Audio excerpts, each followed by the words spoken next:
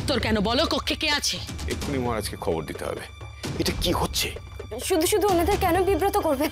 ঘরে ঢুকে তো ওনারা দেখবে যে কুমারী আছে ঘরে। বেশ, আমি এক্ষুনি দিদিকে ডেকে আনছি। সর্বনাশ, পিতা বা মা আসলে আমাকে তো ঘরের দরজা ছেড়ে দিতে হবে। তখন তো আমি কাউকে আটকাতে পারবো না। আর সবাই একবার ডঙ্কারকে দেখে ফেললে কুমারের প্রাণ ফেরানো আর সম্ভব হবে না। কি করবো আমি এখন? কি হয়েছে কিরণ? কিরণ, তুমি নাকি কক্ষে কাউকে প্রবেশ করতে দিচ্ছ না? দেবী আমাদের বললেন এই কক্ষে তোর সাথে নাকি কুমার নেই, অন্য কেউ রয়েছে।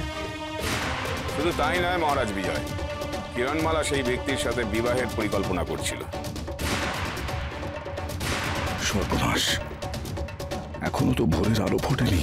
ওই ডঙ্কার নিশ্চয়ই স্বরূপে আছে, তাই কিরণ বাধা দিচ্ছে। কিরণ, কে আছে কক্ষে তোমার সঙ্গে? কিরণমালা, অমৃতনগরীর মহারাজ রাজা বিক্রম সিংহ আমাকে আদেশ দিচ্ছে,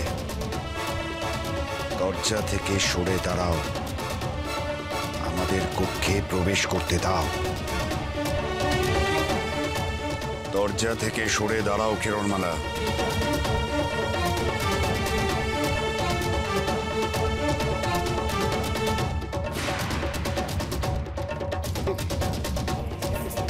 কেউ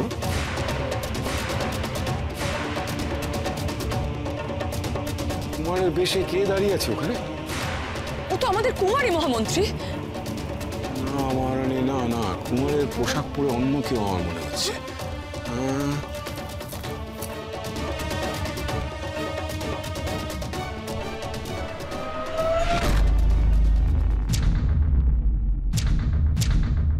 আমাদের কুমার নয় মহারাজ, এ আমাদের কুমার নয়, এ আমাদের কুমার হতেই পারে না।